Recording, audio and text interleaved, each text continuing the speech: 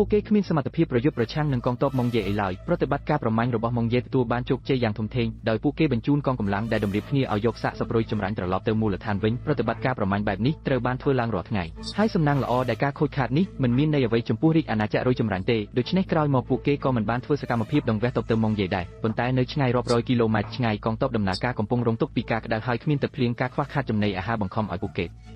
រើតែចាក់ចេញពីទីនេះភ្លាមនៅពេលក្រោយមកសញ្ញាផ្លាស់ទីក៏ត្រូវបានបញ្ជូនកងទ័ពរបស់រាជអាណាចក្ររុយចម្រាញ់ត្រូវបានបង្ខំឲ្យចាក់ចេញហើយកងទ័ពដំណើរការទាំងមូលបានចាប់ផ្ដើមដំណើរម្ដងទៀតពួកកម្មកររុយចម្រាញ់ដឹកជញ្ជូនអំណោយចំណងនិងចំណីអាហារខណៈដែលពួកទាហានរុយចម្រាញ់ឈរនៅតាមជ្រុងទាំងសងខាងនៃជួរដើម្បីធ្វើការឃ្លាំមើលកងទ័ពណាមួយដែលហ៊ានចូលជិតរាជអាណាចក្ររុយចម្រាញ់ត្រូវតែចាក់ចេញពីទីនេះ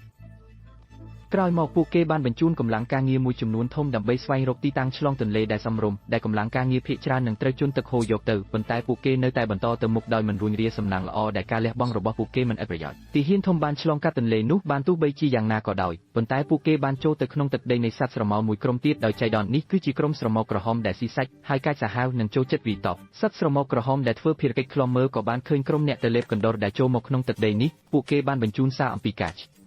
លៀនពានរបស់សត្វស្ត្រូវទៅកាន់គណៈកម្មាធិការតាមរយៈការរំញោចុងកន្ទុយកងទ័ពស្រមោលក្រហមនៅក្នុងអង្គការសិក្សាបានចេញមកទាំងអស់គ្នាភ្លាមហើយបានវាយប្រហារលើសត្វស្រមោលធ្វើដំណើរដែលបានបង្កើតជាការប្រយុទ្ធដ៏ហ្វ្រោសជាមួយកងទ័ពសត្វស្រមោលធ្វើដំណើរ